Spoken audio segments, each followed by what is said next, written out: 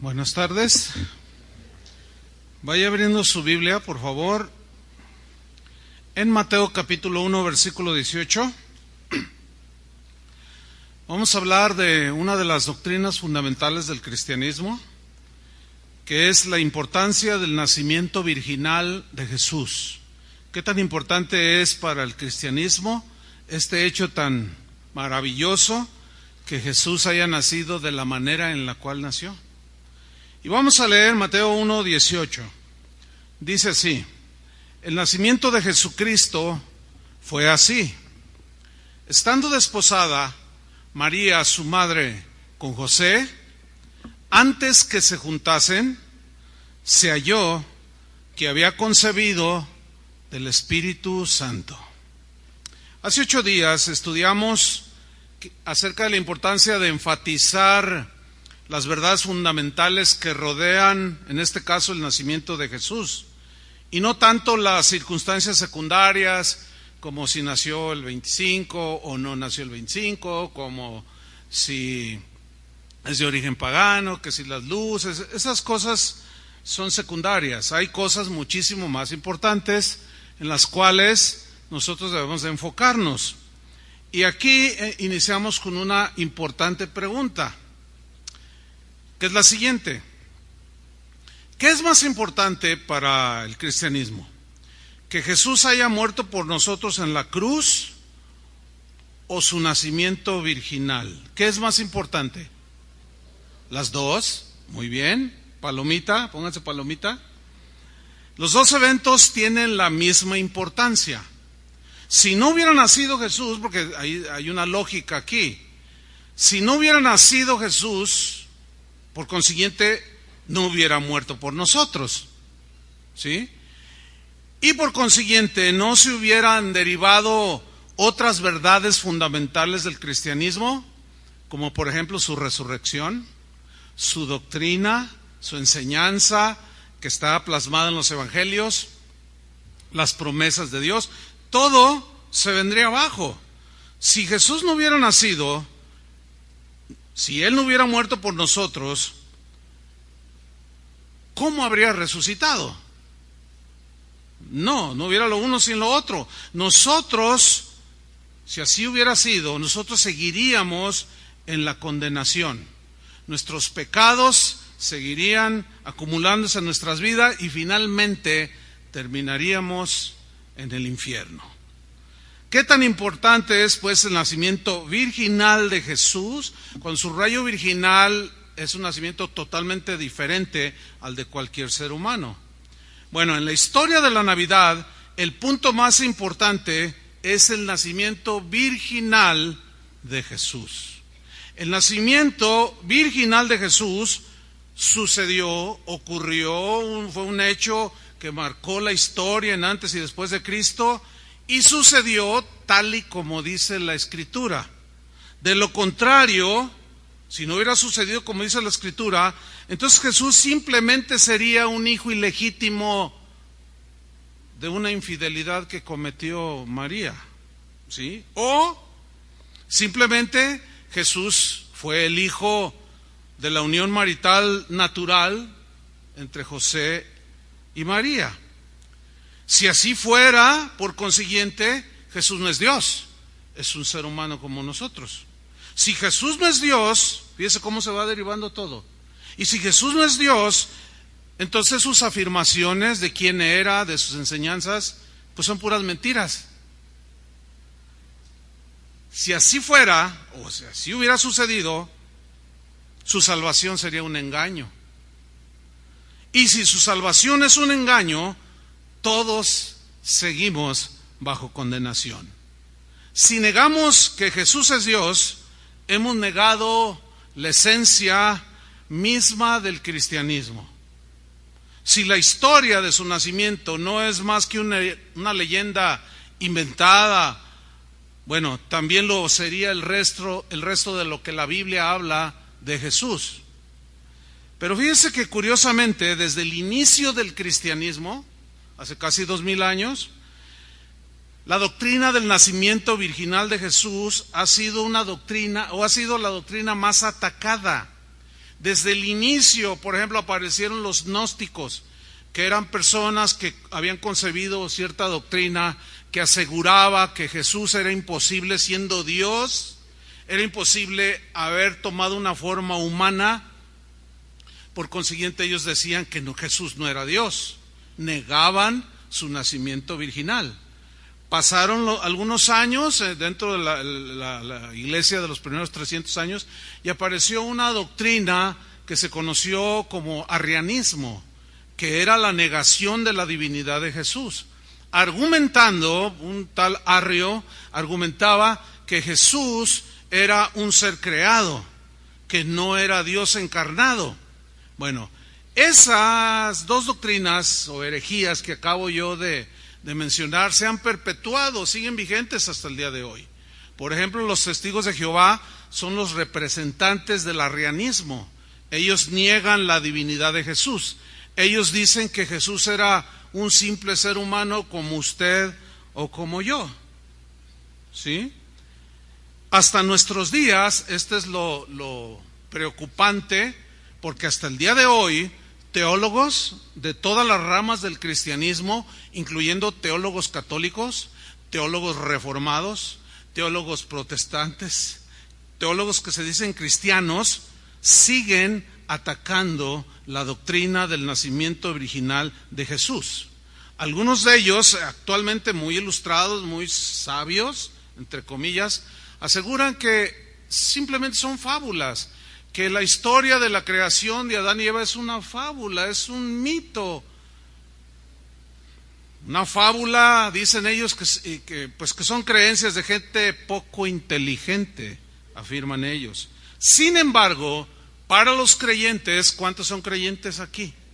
Para nosotros los creyentes en Cristo, su nacimiento virginal es creer en esta doctrina, abrazarla, es fundamental, es crucial, así como abrazar el hecho de la muerte en la cruz y de su resurrección. Son doctrinas que los cristianos, desde que inició el cristianismo, siempre abrazaron y defendieron, y algunos hasta dieron su vida para defender estas doctrinas.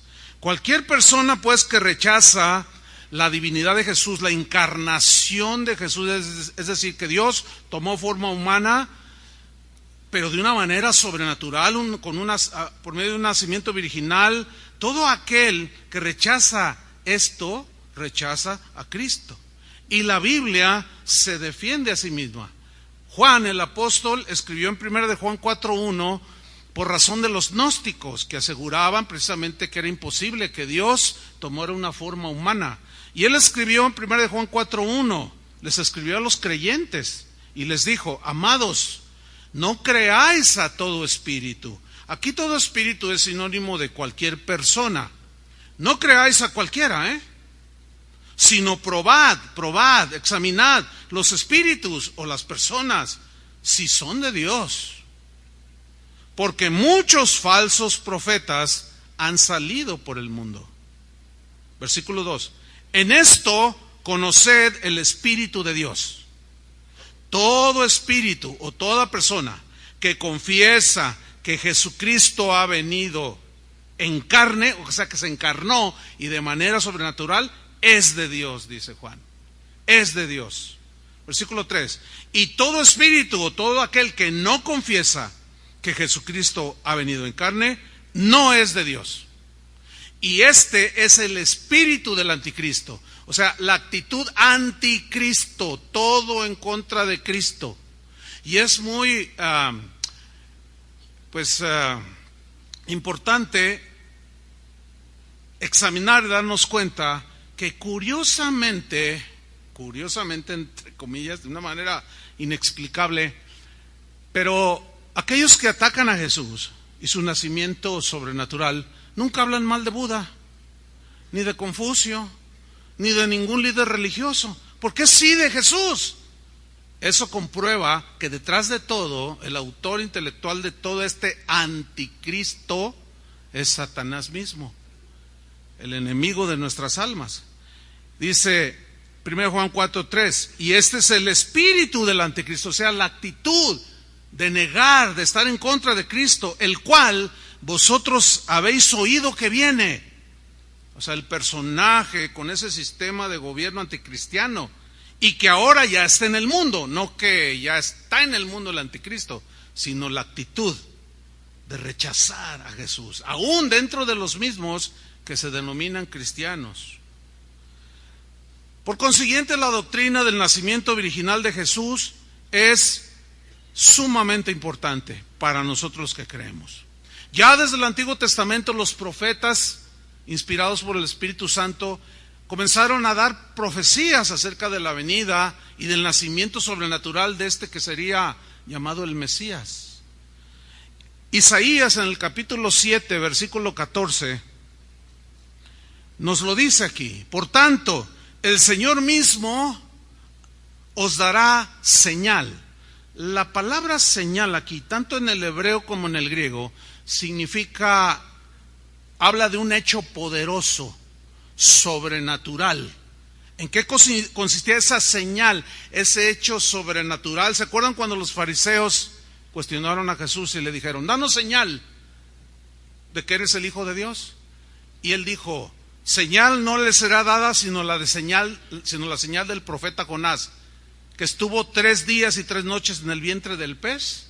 ¿De qué estaba hablando? De su muerte y resurrección.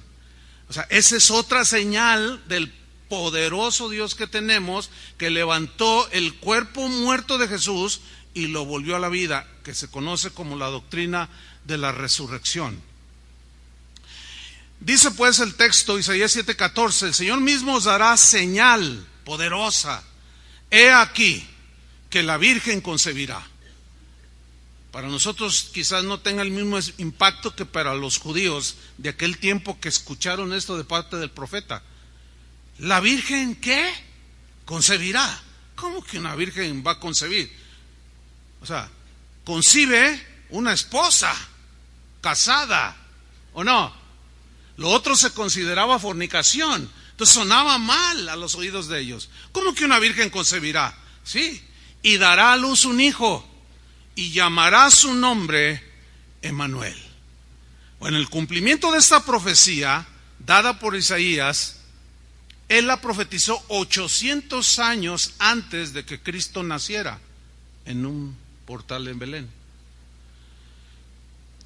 Y en Mateo 1:18, que fue el versículo que nosotros leímos al principio, ahí se ve el cumplimiento de la profecía de Isaías. Para nosotros son ya 2800 años que se cumplió esta profecía. Dice Mateo 1:18, que fue el texto de inicio: el nacimiento de Jesucristo fue así, palabra de Dios, estando desposada María su madre con José. Aquí hay algo importante que quiero mencionar: desposada. María. Desposada en el idioma griego es una palabra que se traduce como comprometida. En otras palabras, se puede leer así, como dicen algunas otras versiones: estando comprometida María su madre, o sea, su madre de Jesús en su humanidad, con José. Esta era una costumbre que tenían los padres judíos, que cuando los hijos iban creciendo, entre ellos hablaban y hacían ese compromiso de casar al hijo con la hija. Se aceptaban ambos, se comprometían, y esa era una costumbre para ellos, ¿sí? Para nosotros eso no tiene vigencia, era una costumbre judía. Por eso tenga mucho cuidado cuando escuche a cristianos que aparentan mucha espiritualidad, que dicen cosas como: el Señor me está diciendo que tú te cases con aquella muchacha o con aquella mujer, o tú te casas con aquel. Oiga, pero yo ya soy casada. Pues yo no sé, a mí Dios me habló. Dices, ¿de qué está hablando este tipo? ¿Verdad? Cenó muchos tamales en Navidad, o algo le pasó. Esas cosas para nosotros no tienen sentido ni vigencia. Era una costumbre judía. Entonces dice que María su madre, antes que se juntasen, juntarse aquí significa vivir la vida marital, antes que vivieran como matrimonio, se halló que había María concebido del Espíritu Santo. Y aquí inicia la maravillosa historia de la Navidad, porque dice que se halló que ella había concebido del Espíritu Santo. Aquí hay algo digno de mencionar. El verbo concebir viene de un término griego, genao, y genao se traduce literalmente como engendrar. Y esa palabra genao, engendrar, concebir, se usaba siempre, principalmente, la mayoría de las veces, en referencia a un hombre, a un varón engendrando hijos. Eso habla de la paternidad, porque es el varón el que deposita la semilla que fecunda el óvulo, ¿sí? Y esto habla de la autoría de Dios el Padre en el nacimiento de Cristo. O, como dice en Hebreos 1:5, aquí hay una prueba de esto, de cómo fue Dios el Padre quien lo engendró. A lo cual, porque a cuál de los ángeles dijo Dios jamás: mi hijo eres tú, yo te he engendrado hoy. Y otra vez, yo seré a él padre, y él será a mí hijo. Ok, en un sentido nosotros como cristianos somos hijos de Dios. ¿Cuántos son hijos de Dios? Pero él es el Hijo de Dios.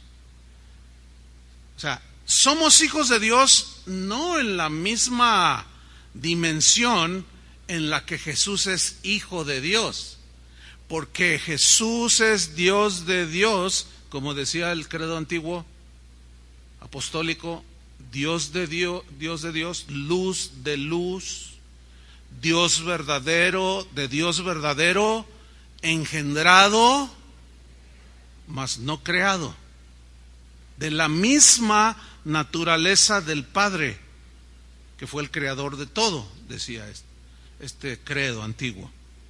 Ahora, vamos a Lucas capítulo 1, versículo 26, porque allí nos narra un poco más acerca de las circunstancias, de cómo se dio este maravilloso nacimiento del Hijo de Dios.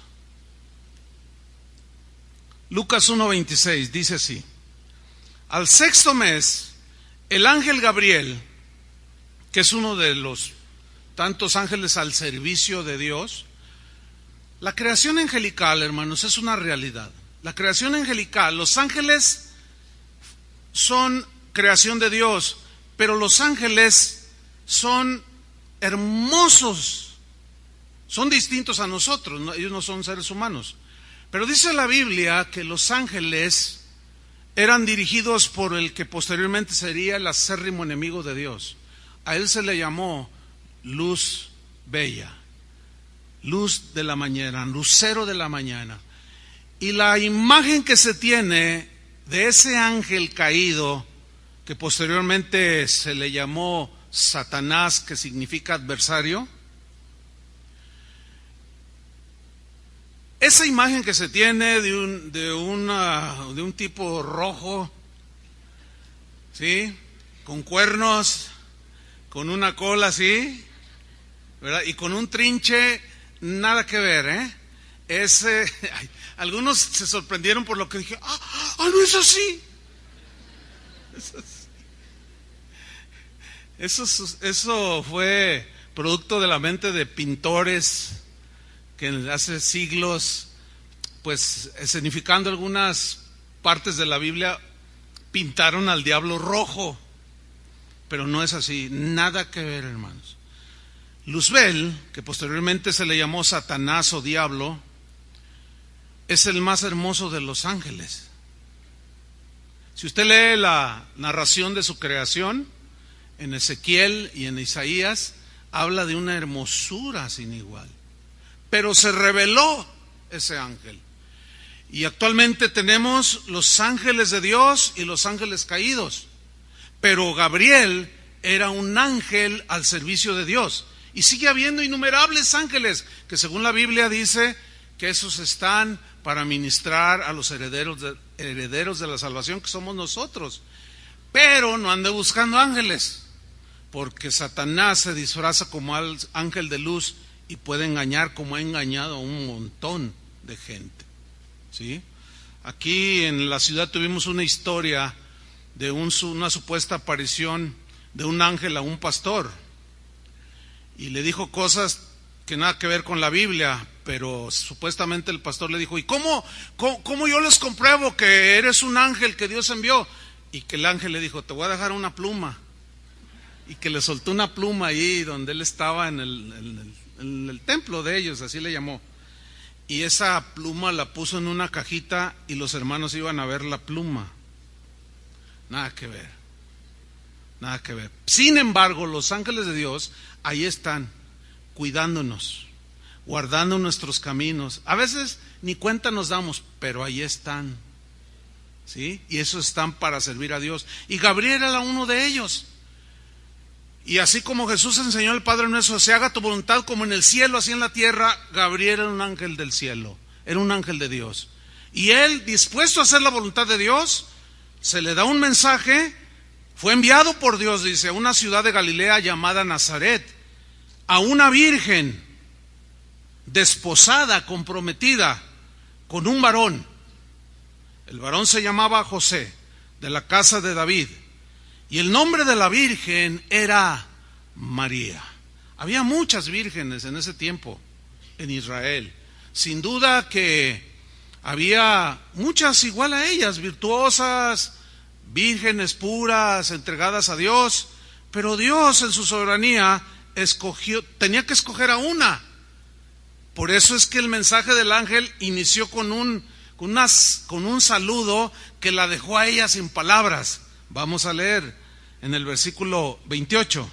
Y entrando el ángel en donde ella estaba, no dice si estaba en la cocina o en su cuarto, no dice, pero donde ella estaba, entró el ángel y le dijo: salve, muy favorecida. Salve era un saludo como de bendecida, como era un saludo divino de bendición. Salve, y luego le dice: muy favorecida, como dice otras traducciones, llena eres de gracia. La gracia de Dios te abrazó, te envolvió, y el favor de Dios, por su gracia y su soberanía, te escogió a ti.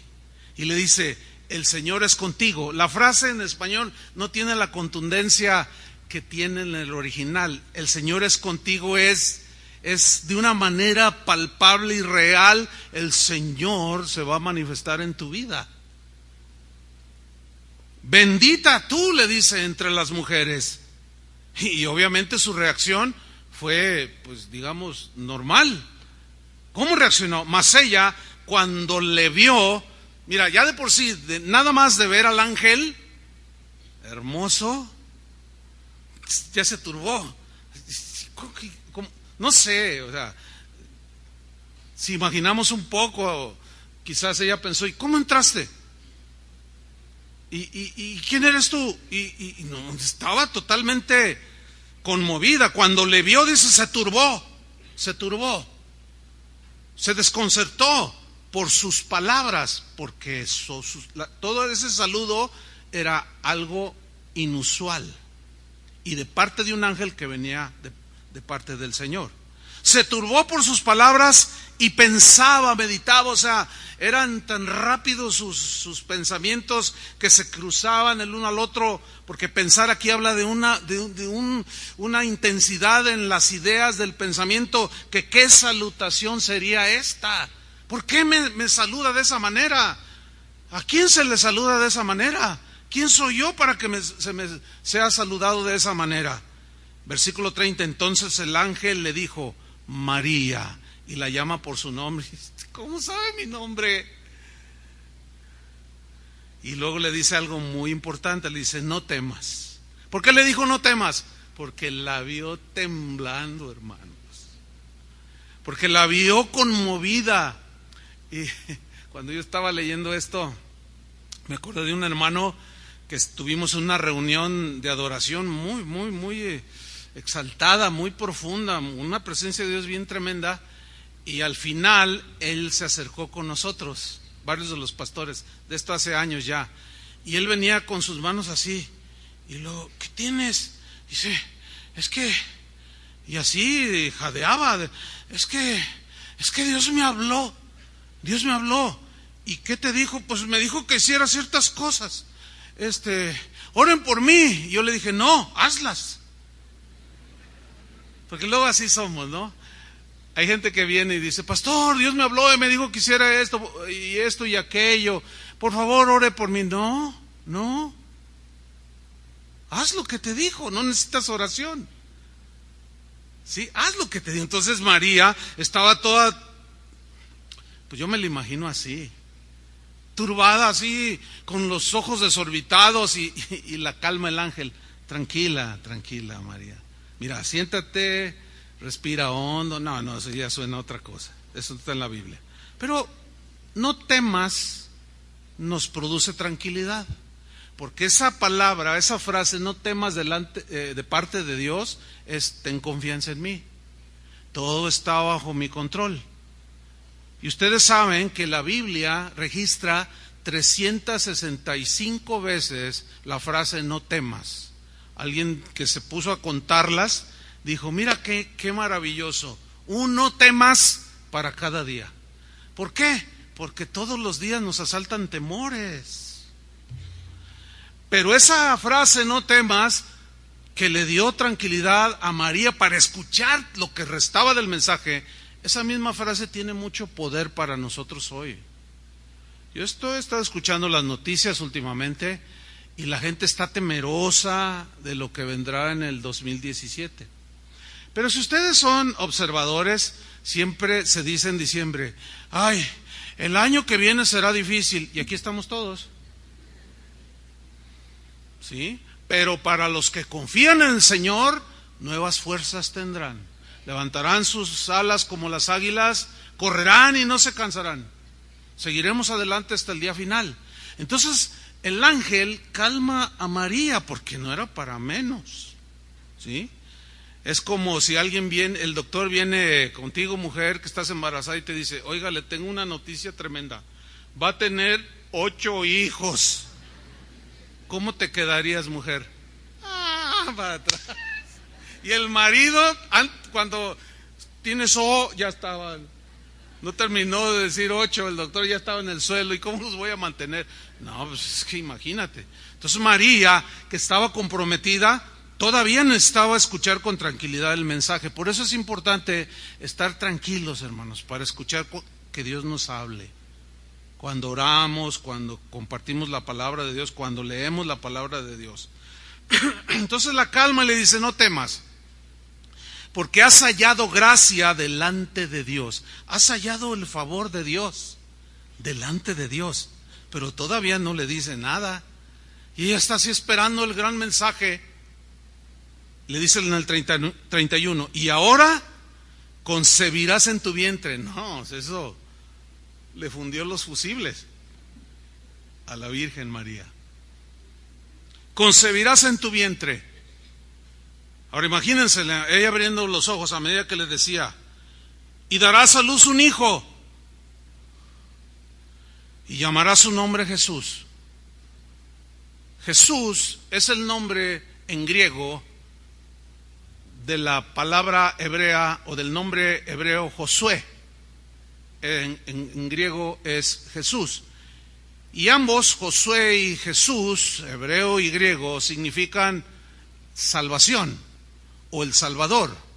Y el nombre de Jesús describe el propósito de la misión por la cual Él vino a nacer de una manera tan sobrenatural y poderosa.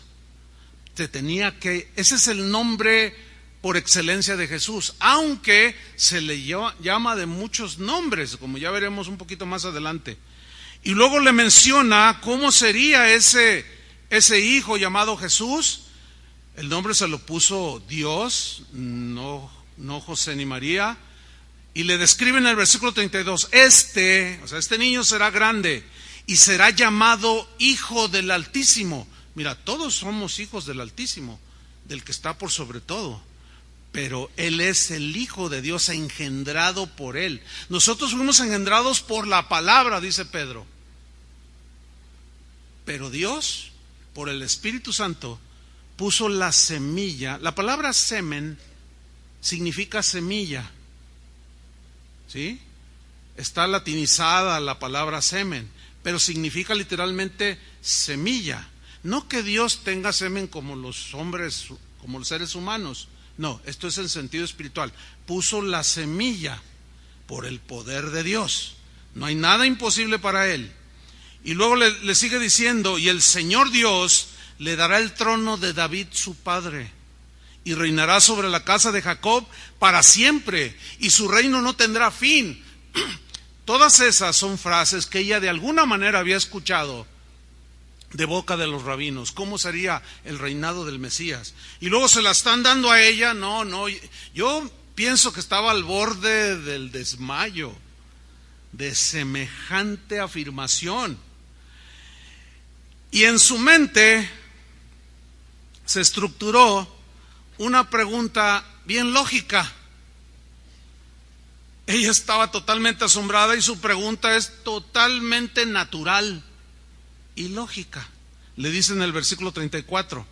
Entonces María le dijo al ángel, ¿cómo será esto?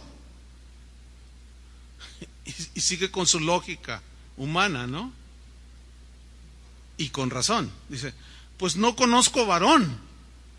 No, todavía no me caso, estoy comprometida. Pero ¿cómo yo voy a concebir un hijo si todavía no estoy casada? Todavía no vivo con José, mi marido. Pues esa, hermanos, esa es una afirmación de parte de Dios.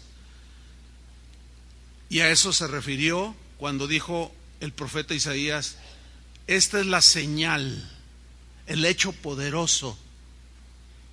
Una virgen concebirá en su vientre de manera totalmente fuera de lo normal, o sea, sobrenatural, por obra del Espíritu Santo. Esa virgen concebirá y dará a luz un hijo. ¿Cómo será esto? No conozco varón. Y le responde el ángel 35, le dijo, el Espíritu Santo,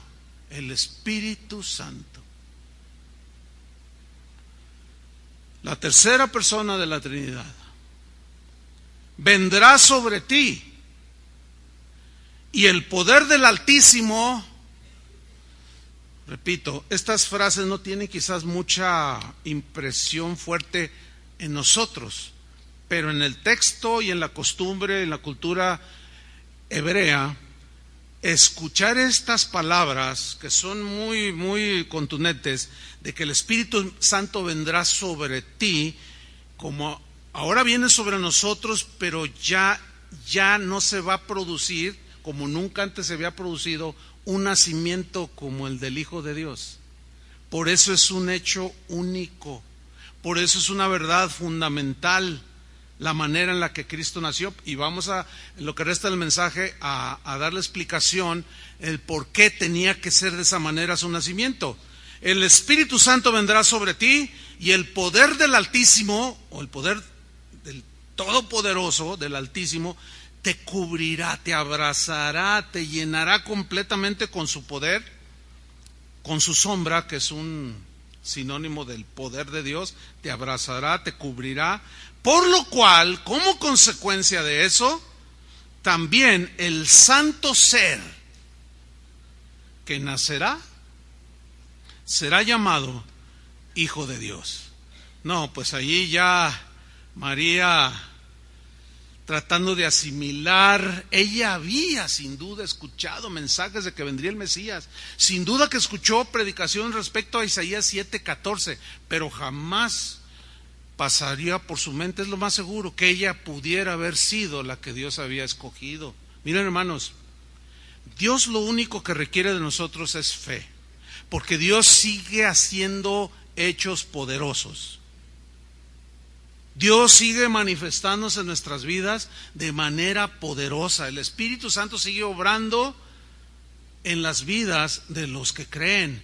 El único requisito de Dios es tener fe, porque para el que cree todo le es posible. Fe es la llave para accesar a las promesas de Dios. Y esa fe la tenía esta mujer virtuosa. Finalmente le creyó, pero el dilema y el problema seguía. ¿Por qué? Porque quedó embarazada. Y por lógica, el vientre empezó a crecer. Y José se dio cuenta. Pero todavía no se casaba, ni siquiera las invitaciones habían hecho. Todavía ni los cantos de nupciales había. Todavía Julio no le decían qué cantos cantar en la boda. Pero volvamos a Mateo 1:19, porque aquí nos narra ya el hecho de que José ya se había dado cuenta. ¿Qué pasó por la mente de José cuando le avisaron? Oye, esto no está en la Biblia, pero estamos pensando como algo probable.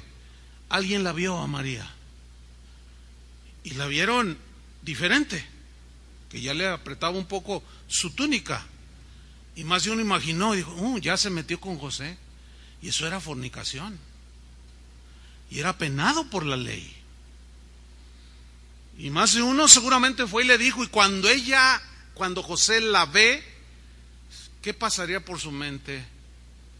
Miren lo que sucedió. Mateo 1:19. Después de que se entera, José su marido, o su prometido, como era justo, yo subrayo esta frase, como era justo. Aquí, hombre justo significa hombre íntegro, que sabe amar, que sabe perdonar, que no va a vengarse, no hay venganza en su corazón, no hay el mínimo asombro de amargura por tan semejante infidelidad. Porque él en su mente natural no es difícil imaginarlo. Yo he hablado con varones que fueron engañados por sus esposas y es algo terrible. Pero también he hablado con mujeres que han sido engañadas por sus esposos. Pero en el caso de un varón engañado, hay ciertas cosas que son un poco distintas en la reacción.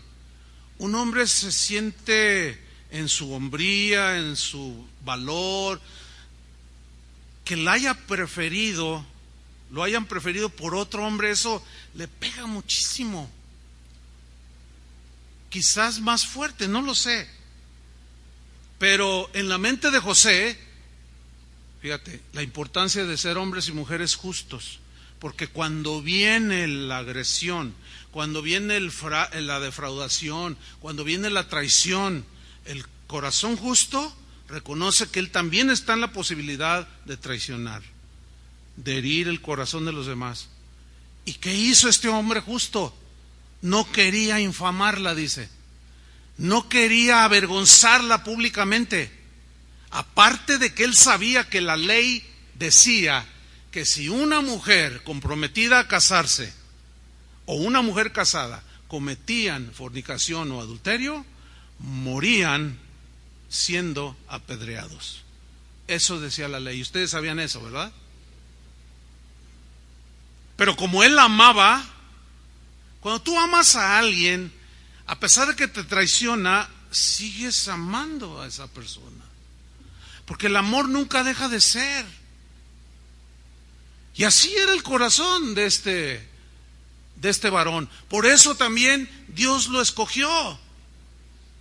Por eso Dios anhela que los que somos padres terrenales, en el caso de los creyentes, seamos hombres justos, mujeres justas, para depositar en nuestras manos esos pedacitos de carne que el cunero está lleno ahorita. Cuando nacieron mis hijos es algo maravilloso, ¿no? Cuando nacen los hijos. Por ahí dijo David, mi hijo, amén. ¿O quién fue? Entonces le dice, fíjate, dice, y no quería infamarla, quiso dejarla secretamente. No había deseos de venganza, nada, y mucho menos denunciarla por infidelidad para ser apedreada. Dijo, no, mejor yo me desaparezco, me voy. Y dice en el versículo 20, pensando él en esto, se entiende que se recostó, por lo que viene a continuación. Y pensando, pero ¿cómo lo hago? Pero también se cruzaban pensamientos como, ¿y por qué me engañó? Había un compromiso de ella. Ella se veía como una virgen pura, limpia. Pero sucedió. Y en eso estaba pensando que se quedó dormido. ¿Por qué digo que se quedó dormido? Por lo que viene a continuación. Y he aquí un ángel del Señor le apareció en sueños. O sea, nada más se sueña dormido. Bueno, algunos sueñan despiertos. Dice, aquí un ángel del Señor le apareció en sueños y le dijo, otro ángel del Señor, otro enviado. Pero a diferencia de María, aquí fue por medio de un sueño, ¿sí? Y le dijo el ángel, José, hijo de David, o sea, lo conocía perfectamente. Dice, no temas, otra vez le dice, no temas. ¿Por qué le dijo no temas? Porque estaba todo herido, dolido, quizás estaba llorando, quizás tenía ya la almohada toda inundada de lágrimas por semejante traición e infidelidad. Pero el ángel lo consuela y dice, no temas, pero luego le da una instrucción. No temas recibir a María. Y le dice, tu mujer. Qué tremendo. Piense un poco, trate de imaginar un poco. María, tu mujer, pero me engañó. O sea, ¿cómo tú dices mi mujer?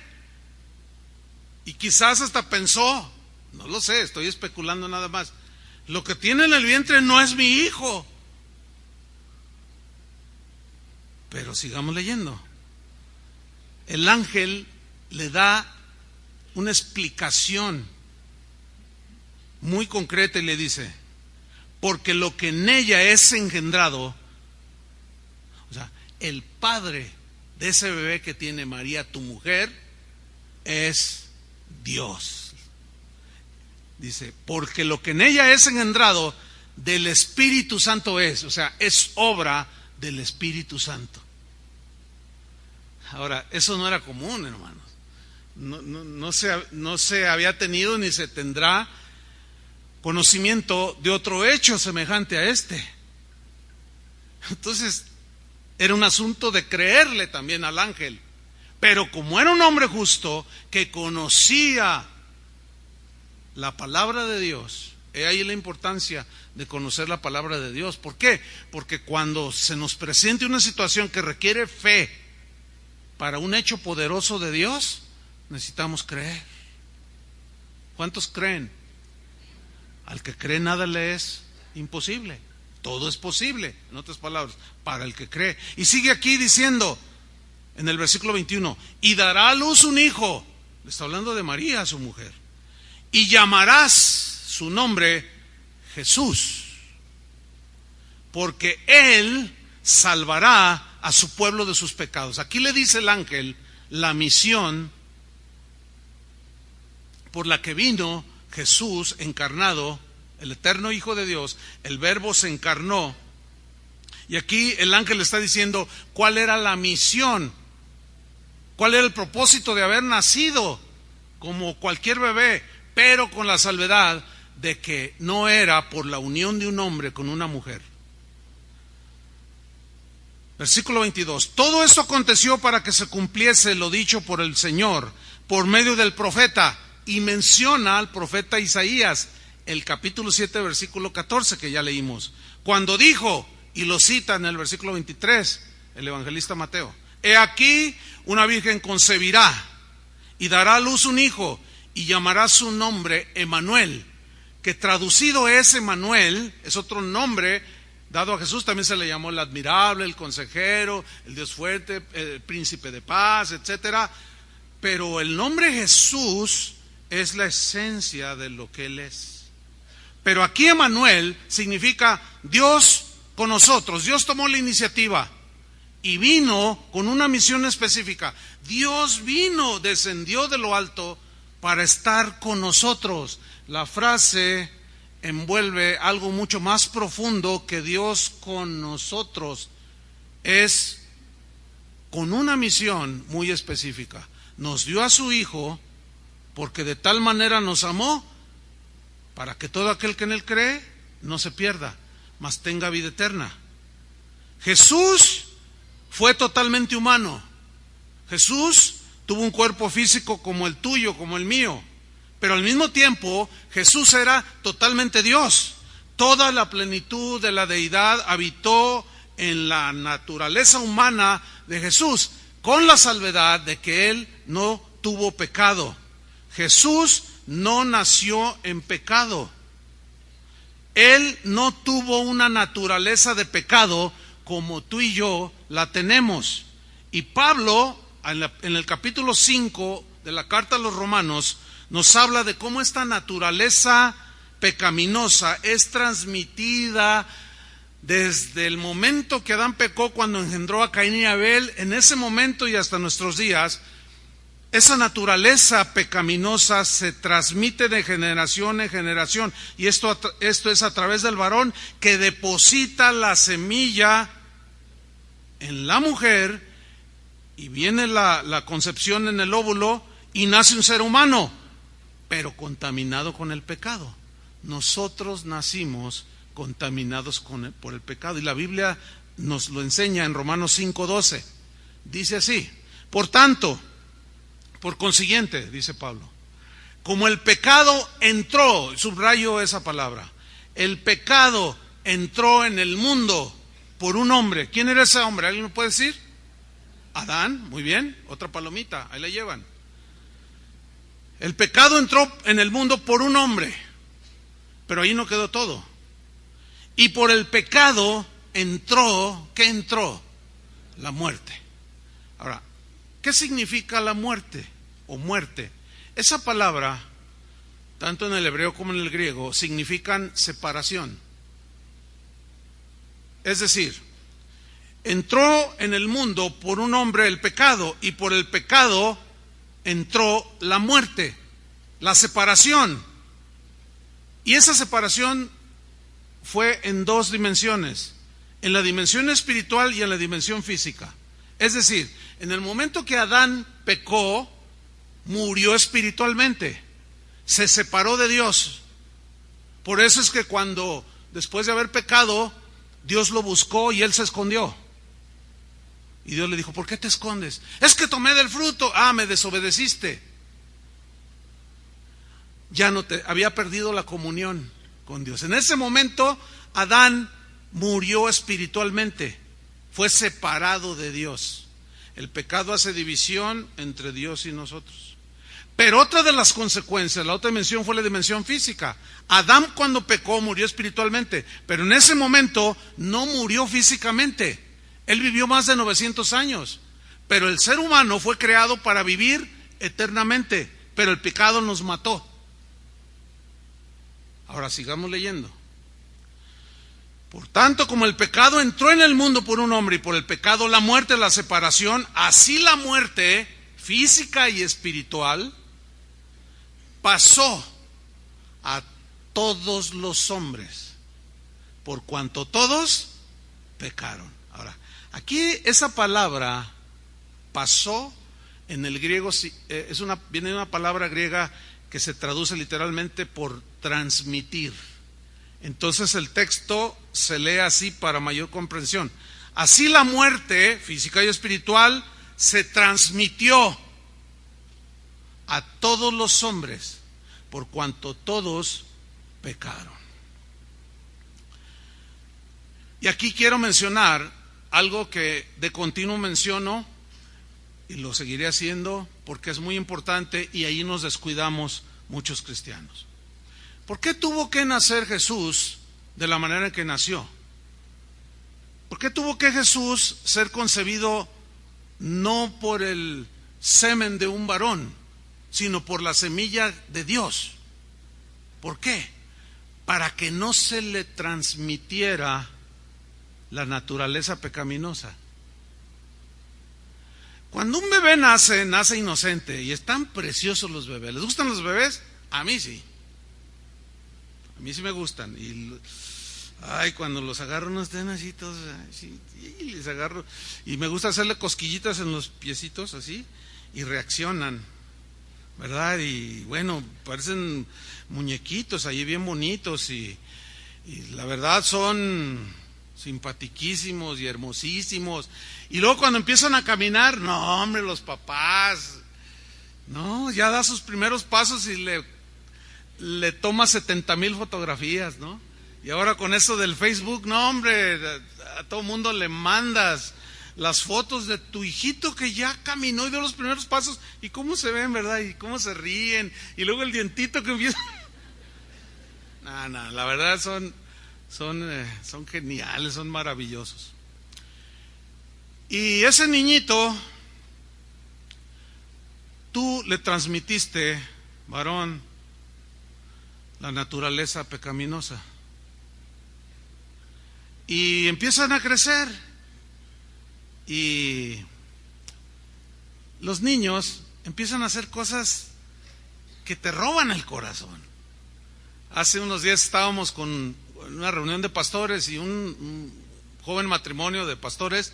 Tienen una bebé, como de 1 año, casi ya va para los 2 años. Y andaba ahí la niña caminando y es pues, o sea, no quiero utilizar la palabra adorable porque solo Dios es adorable, ¿no? Pero pues dan ganas de apretarle y entonces, no, la niñita haciendo ya caritas y movimientos. Le dije, ¿cuántos años tiene tu niña? Dice, ya va para 2. Le dije, no te la vas a acabar. Cuando cumpla 2 años va a ser una de monerías y tú, no, ustedes se van a deshacer, van a decir, ay, mi hija, qué linda mi hija, ninguna como ella. Esa es una característica de los niños. ¿Cuántos de ustedes cuando vieron a sus niños crecer ya siendo cristianos, que el niño a los 3 años se paraba y levantaba las manos y empezaba? Y tú, está alabando a Dios. Y las fotos, mira mi niño alabando a Dios. No, tú decías, no, Señor, qué bendición. No, y el niñito ponía carita de ángel. Y hasta le hacía así. Y luego tu niñita, no, pues fue y compró, ahí en San Juan de Dios le compraste un panderito porque fuiste ahí al caldo de pescado. Y pasaste por donde venden todos esos juguetitos y un pandelito, dijo la niña. Entonces, sí, ¿cuál quieres? Y se lo compraste y ella empezó a hacerle. Te alabo, Señor, te alabo. Y tú, ay, te derretiste. Y a todo el mundo le comentaste, ay, mira a mi niña, ay, qué bendición ver a mis hijos alabando a Dios. Pero a los 5 años le empezaron a salir cuernos rojos. A los 8, hasta colmillos así le empezaron. A los 12 ya le salió una cola y a los 14 ya traía un trinche en la mano. Y tú desconcertado, te preguntaste, ¿qué pasó? ¿Dónde está ese niño? Hermanos, simple y sencillamente es la manifestación de la naturaleza pecaminosa que tú le transmitiste, que te transmitió tu padre, que te transmitió tu abuelo, y que tu abuelo, al bisabuelo y el bisabuelo, y la culpa la tiene Adán. Pero echarle la culpa a quien sea no sirve de nada. Ya estamos contaminados por el pecado. Por eso es que a nuestros niños tenemos que desde chiquitos darles conciencia de lo que está bien y lo que está mal. A los niños se les enseña a hacer el bien, porque el mal ya lo traen de fábrica. A un niño tú no lo enseñas a decir una grosería, le sale. Una reacción de egoísmo, de golpear a otro niño y quitarle el chupetín, es una reacción natural, pero se le enseña a no lo hagas. No contestes así. ¿Por qué? Porque ya forma parte de la naturaleza. A esa niña, hija de estos pastores, yo le dije, oye, ¿y si la están llevando? Claro, dice, mira, ahí en la mesa, ve lo que está allí. Y allí en la mesa estaba una varita bien liviana, que traía un versículo, con la vara y la corrección dan sabiduría. Yo le dije, dice, pues es la varita. Dice, mira, agárrala y llámale a la niña. Entonces yo agarré la varita y la nombré por su nombre. Le dije, ven, y voltea.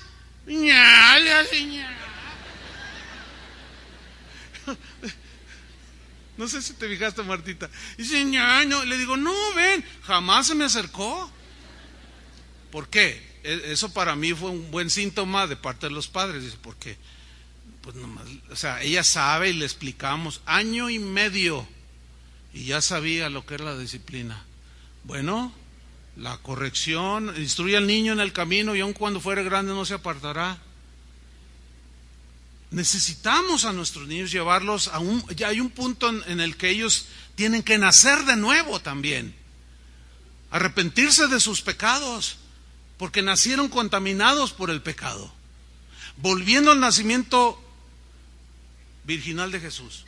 He ahí la razón por la cual Jesús tuvo que nacer de esa manera, porque si hubiera nacido por una relación entre José y María, José le hubiera transmitido la naturaleza pecaminosa a Jesús. Por consiguiente, la sangre de Jesús, que es donde, curiosamente, cuando te sientes enfermo o te quieren hacer algún examen, ¿qué es lo que te examinan? Te sacan sangre. Alguien que está contaminado de hepatitis o de, qué sé yo, de SIDA, no puede ser un donador de sangre. Su sangre tiene que estar limpia, porque si no va a matar, y esa sangre limpia trae sanidad al que recibe esa sangre. Bien, espiritualmente hablando, la sangre de Cristo está limpia de pecado. Por eso es la única que nos puede limpiar de nuestros pecados. ¿Están entendiendo, cristianos? Por eso es que la sangre de Cristo no debe de ser usada en cosas tan superficiales y tan llenas de esa ignorancia, pienso yo. De unjo mi carro para que no me lo roben. Lo cubro con la sangre de Cristo. ¿Sabe una cosa, mi estimado hermano? La sangre de Cristo no es para cubrir carros, ni proteger casas, ni de andarla esparciendo por todos lados. La sangre de Cristo es única y exclusivamente para limpieza de nuestros pecados. Por eso es que Dios tuvo que poner la semilla de Él en el vientre de María, y de esa manera anuló la contaminación que José le podía haber transmitido. Por eso cuando Jesús nació, fue el hombre más perfecto que ha existido. Esa fue la idea de la creación de Adán, un hombre perfecto y una mujer perfecta. Pero el pecado entró por la desobediencia. Y por el pecado la muerte, así pasó la muerte, se transmitió a todos los seres humanos. La genética, hermanos,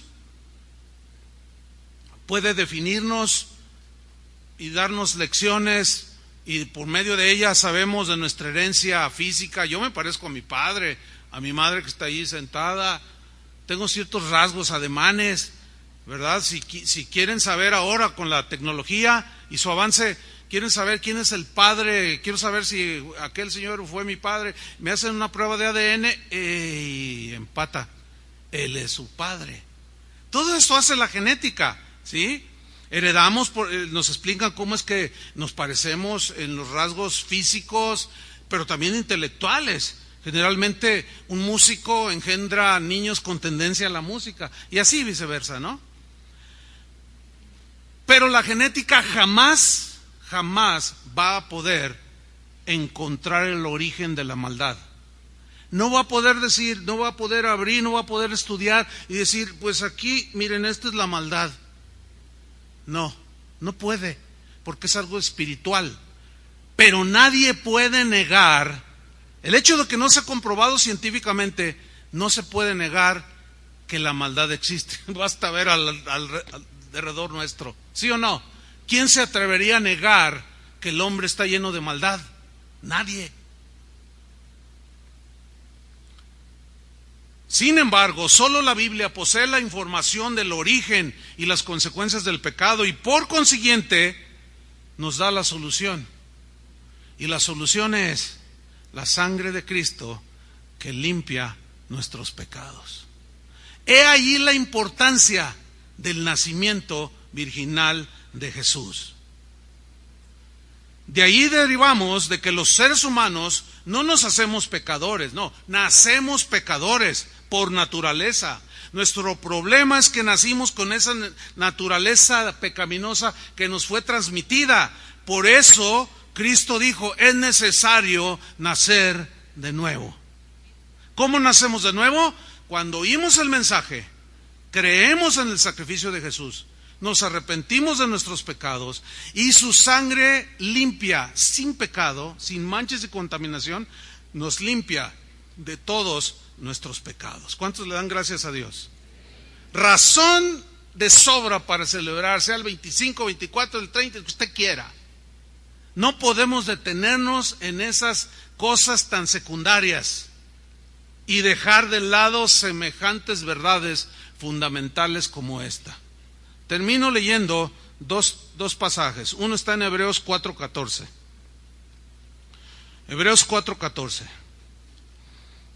Aquí el escritor se refiere, es en alusión al sacerdocio que había en el tiempo del Antiguo Testamento, el sacerdocio que Aarón fue el primer sacerdote delante del Señor, y de allí el sumo sacerdote entraba a la presencia de Dios, previos sacrificios de animales inocentes, la sangre las vertían en lebrillos y con unas ramas de hisopo metían ahí en la sangre, y esto lo hacía el sacerdote eventualmente cada año, y rociaba al pueblo, estaba fuera ahí del tabernáculo y rociaba la sangre de manera simbólica hacia el pueblo, dirigía el rociamiento de la sangre. Esa sangre era de animalitos, todos eran inocentes. ¿Se acuerdan de Juan el Bautista? He aquí el Cordero de Dios que quita el pecado del mundo. Tenían que ser ofrecidos animalitos sin mancha, es decir, tenían que ser blancos, no tenían que estar tuertos, ni cojos, ni mancos, tenían que ser totalmente limpios, sanos, tipificando ¿a quién? Al Cordero de Dios, a Jesucristo. Entonces el sacerdote rociaba al pueblo y de manera simbólica los pecados del pueblo quedaban cubiertos, pero la sangre de Cristo los borra. Porque esa sangre de esos animales inocentes apuntaban hacia la sangre limpia, la misma sangre de Dios, por llamarlo de una manera, pura y santa, sin contaminación de pecado. Por eso dice aquí, en alusión a eso de Hebreos 4:14, por tanto, teniendo un gran sumo sacerdote que traspasó los cielos, Jesús, el Hijo de Dios, retengamos nuestra profesión, nuestra confesión de fe, que creemos en Él, que su sangre nos limpia de todo pecado. Ese es el contexto, ¿sí? Él ya nos roció con su sangre, pero no nos cubrió los pecados, los borró y los echó a lo profundo de la mar y ya no se acuerda más, esa es su promesa, de nuestros pecados y transgresiones. Dice el versículo 15, porque no tenemos un sumo sacerdote que no pueda compadecerse de nuestras debilidades, no, sino uno que fue tentado en todo, escuchen, según nuestra semejanza humana, pero ¿qué? Sin pecado. Es decir, ¿qué significa fue tentado en todo según nuestra semejanza? Que Él sintió lo mismo que todos los seres humanos sentimos. Él sintió hambre y fue tentado por Satanás. Tuvo sed. Lloró ante la tumba de Lázaro. Se cansaba. Le dio hambre. Fue menospreciado. Fue traicionado. O sea, todo lo que nosotros podamos imaginar que alguien nos puede hacer, que nos causa dolor, llanto, lágrimas, desilusión, tristeza, Él lo padeció. Pero pongan mucha atención, no tenemos un sumo sacerdote que no pueda, porque en el Antiguo Testamento el sacerdote que rociaba pues se aventaba también a él. Pues sí, por de pasadita, él mismo sujeto a las mismas debilidades, él mismo necesitaba eso. Por eso esa doctrina que practica mucha gente aquí en México de ir a confesar los pecados a un hombre y luego este hombre le perdona, nada que ver, o sea, no quiero hablar así nada más por hablar, no, es una ilustración de lo inútil de eso, si siguiera perpetuado el sacerdocio de hombres. No, dice, no tenemos ya un sumo sacerdote que no pueda compadecerse de nuestras debilidades, porque en ese caso que mencioné, el pecador perdonando pecados, hágame favor. Pero aquí el sacerdote que tenemos dice, él fue tentado en todo según nuestra semejanza, pero sin pecado. Acerquémonos pues confiadamente, ¿a dónde? Al trono de la gracia, para alcanzar misericordia y hallar gracia para el oportuno socorro. ¿Ve? Un sacerdote que intercede por nosotros, cuya misma sangre nos limpia de todo pecado, porque Él fue sin pecado, y podemos acercarnos confiadamente al trono de la gracia y encontrar lo que necesitamos. Cuando estés triste, acércate a nuestro sumo sacerdote. Cuando te sientas solo y quieras hablar con alguien y nadie te hace caso, háblale a Él, ahí está Él. Cuando sientas que tu cuerpo te duele, acércate al trono de la gracia. Él sabe lo que es el dolor, a Él lo golpearon. Y Él se apiada de esas debilidades, de esas cosas que nos duelen, que nos hieren, que nos frustran. Lo único que Él quiere es que no nos amarguemos en el corazón. ¿Qué necesitas tú? ¿Acaso habrá algo que el Señor no pueda suplir? Porque si Dios el Padre nos dio a su Hijo, ¿cómo no nos dará con Él todas las cosas? Estamos completos en Jesús. Razón suficiente, pues, para celebrar no solo un 25, sino todos los días de nuestra vida, que un día Jesús vino y nació como un niño. Sí, pero ¿de qué manera nació? ¿Y de qué manera tan poderosa Él nació? Que no heredó el pecado que todos nosotros heredamos. Pero por su muerte en la cruz, nuestros pecados, al creer, son perdonados. ¿Cuántos le dan gracias? Finalmente, Hebreos 7:26 dice, porque tal sumo sacerdote nos convenía. Por supuesto, no hay otro. Santo, inocente, y lo sigue recalcando, sin mancha, apartado de los pecadores, no que no se juntaba con ellos, sino que no era uno de ellos, y hecho más sublime que los cielos. Queridos hermanos, esta es la hermosísima historia de la Navidad. Que el mundo la desvirtúa y que el mundo le añade, y que eso no lo podemos evitar, pero nosotros podemos tener el verdadero sentido de la Navidad, sin detenernos en fechas ni en cositas por ahí alrededor. ¿Cuántos le dan gracias a Él? Vamos a acercarnos al trono de la gracia. Póngase de pie. Presente su necesidad delante del Señor, la que sea. Dígale, Señor, gracias, en primera instancia, por limpiarme de mis pecados. Pero si hubiera aquí alguien que sus pecados no han sido borrados, que Jesús no vive en tu corazón, quizás tú digas, no, mi corazón está tan sucio como el pesebre donde nació, pero Él lo santificó. Y cuando Jesús precisamente viene al corazón de un ser humano que tiene el corazón peor que el pesebre donde Jesús nació, donde comían los animales, es para limpiarlo, es para limpiar el corazón. Y Él es el único que puede hacerlo con su sangre, sin contaminación de pecado. Padre, te damos muchas gracias por esta hermosísima historia. No es una fábula, ni es un mito, es una historia. Y tal y como la narran las Escrituras, así la creemos. Y no queremos perder el tiempo ni detenernos en cosas superficiales, como fechas, regalos, cosas de esas. No. Queremos poner nuestro énfasis en el significado de ese nacimiento. ¿Cómo fue que naciste, Jesús? ¿Y de qué manera? ¿Cómo fue que el Espíritu Santo puso esa semilla de Dios el Padre en el vientre de la Virgen. ¿Cómo fue? Qué misterioso es todo esto, pero es una realidad. Es un misterio que se abraza por la fe.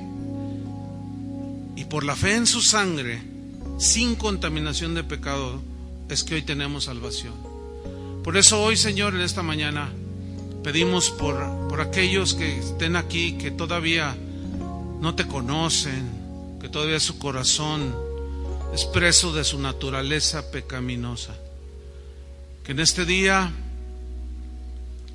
entreguen su corazón a ti, Señor, y tú lo limpies, borres toda maldad, todo pecado, y los hagas nacer de nuevo. Señor, aquí está una buena parte de tus hijos congregados, y nos acercamos confiadamente al trono de tu gracia, cada uno con diferentes necesidades, unos con tristeza por quizá un familiar muerto durante el año, quizás una enfermedad, quizás una situación familiar que ha traído tristeza. Otros quizás siguen luchando contra un pecado y esto les trae congoja.